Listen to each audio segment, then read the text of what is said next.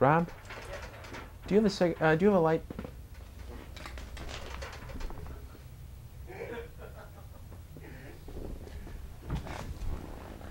How horrible. Was that her name? Yeah, how's this look, Ira? Is that window What was her burning name, not too Sam? bad? Mickey? Mickey. And who was the big one? Janet? I don't remember the other It's hot, one's but name. is it bothering you? Beast? Beastmaster, yeah. Did you see that? Did you hear Goodman's joke? Yeah, I did see Beastmaster. Okay, That was never mind. Beastmaster. Don't talk about Vic What'd you like say? that. I didn't like No Vic Beastmaster. Morrow Wait, jokes. so this guy Okay. does it too? There's a raucous atmosphere on this set. I don't like it. Unlike Jason Miller, who was like a lewd.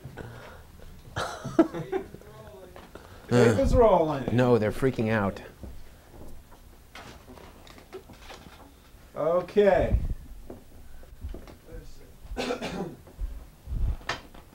Okay. Oh, let's have it. Oh, it looked like the mixer for the. Oh, let's coffee. lose that Are we about to start this? McDonald's cup.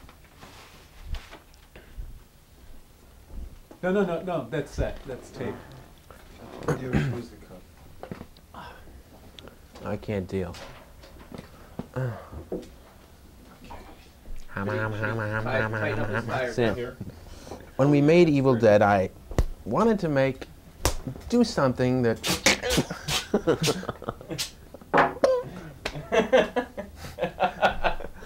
Oh, yeah. I should have brought those blood capsules. Okay. Ready? Look, what do you want? Look, I'm a busy man. When I first rode down the How's your shore, French? Can you give the answers in French so we could send this to Patty? I'm ready. You rolling?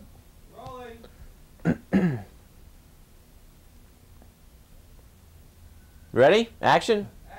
Thank you. Sam, what are the origins of... Okay, start. go right ahead. Okay.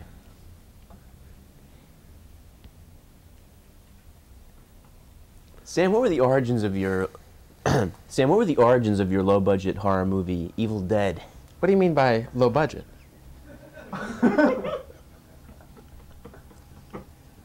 Start now. Okay. Quick. Okay. Sam, how did your low-budget horror film, Evil Dead, come to be made? Well, I met Robert Tappert at the University of, no. Okay. Robert Tappert and myself, along with Bruce Campbell, all live in Detroit. And we... Oh, shit. Start out with an easier question.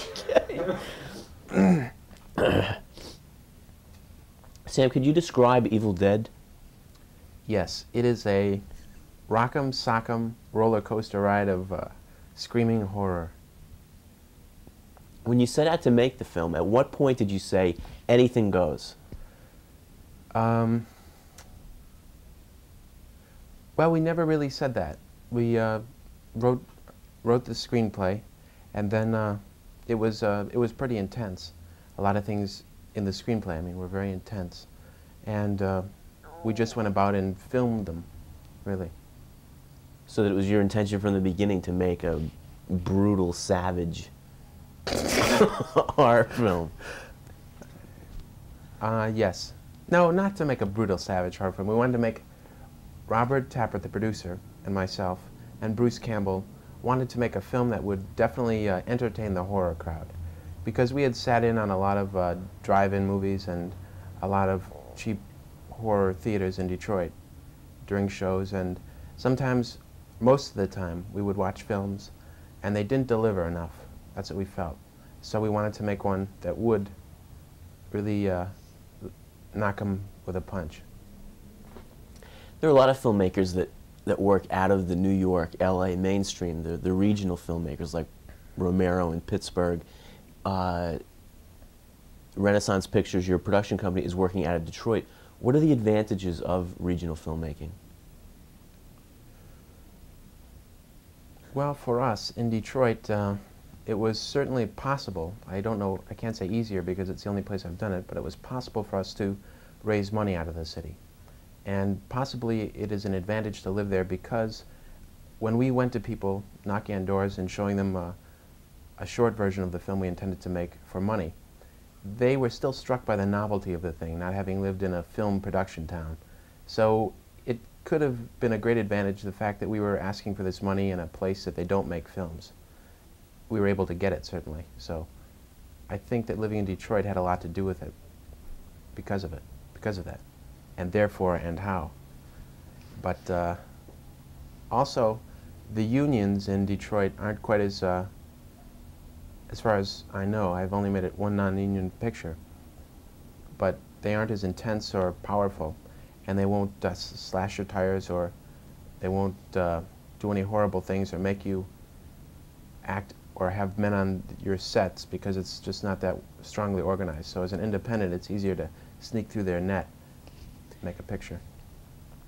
To raise the financing for the film, you made a Super 8 pilot for the picture.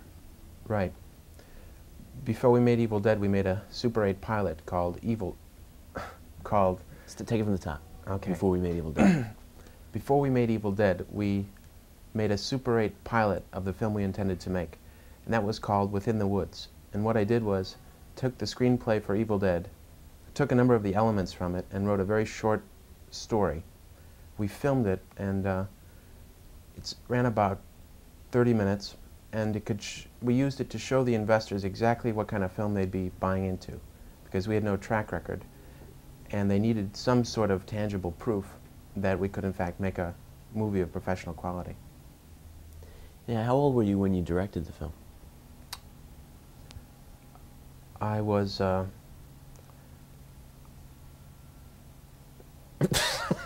Rob, how old was I? 20. I was 20 when I directed the film. And the people that worked on the production were all also in their early 20s, right? I think I could have been 20 or 21, I'm not sure. It was already 2 years ago. But yeah, I could have been 20 or 21. The people who worked on the film, David Goodman, who is also working on this show, strangely enough, and Tim Philo, the man behind the camera there. Tim shot the picture, and David Goodman was the transportation captain, and Robert Tappert, over there, was the producer on the film. They are all in their 40s. No, they're about, on the average, about 26 years old. So it was a very young group of guys getting together and really pitching in everything they could to make the thing. You shot the picture on location in Tennessee. What were the conditions like? The conditions in Tennessee for us started out okay, but they became extremely difficult. When we got down to Tennessee, the Tennessee Film Commission, who had been scouting locations for us, told us that day that the cabin we intended to shoot in had dropped through. The location was no longer available. So we stalled, and we were shooting everything else but what took place inside the cabin. And like 90% of the picture takes place in the cabin, so we were really stalling. We finally did find a place. It was covered, it was an old place in this little valley surrounded by miles of woods near Morristown, Tennessee. And this place had been used, this area had been used as grazing land.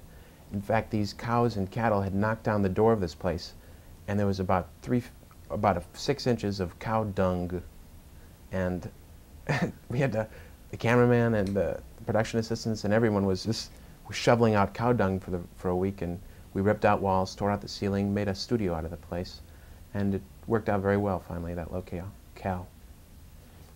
Tell the story of the cabin, the horror story. The horror story? Well, it's funny you should say that, John, because there is in fact a little known horror story that takes place in the cabin that we shot Evil Dead in. This cabin was built about 100 years ago, and the man who built it died maybe a week after he built the place. And it's located in this valley surrounded by these mountains that have an incredible amount of iron ore in them, so that during thunderstorms, most of the lightning bolts are attracted to this valley. So it's really an incredible thing to see when you're there during a storm. Well, no one lived in this cabin for the next 20 years. And it was probably around 1910 or so when a family of 3 moved into the place. A mother, daughter, and a grandmother. So really 3 generations of women. One night during a thunderstorm, this little girl woke up and she was scared by all the lightning happening around the cabin. So she ran into her mother's room, and pulling back the covers to climb into bed with her, she found that her mother was dead. Well, she was so frightened she ran screaming into her grandmother's room, and somehow that same evening she had died also during the night. And they still don't really know why both of these women would simultaneously die in this place. Well, the little girl ran out into the storm about 4 miles to the nearest farmhouse through this raging thunderstorm out through the night, and they found her screaming, banging on their doors, and they brought her inside and they got the story from her. Well, they took care of her after that, and no one lived in the cabin since. This woman, this older woman, during thunderstorms, after that, I mean this younger woman who is now an older woman, but the little girl, Sally. It's really a scary story if you can get to the end of it. The people at the farmhouse raised this little girl.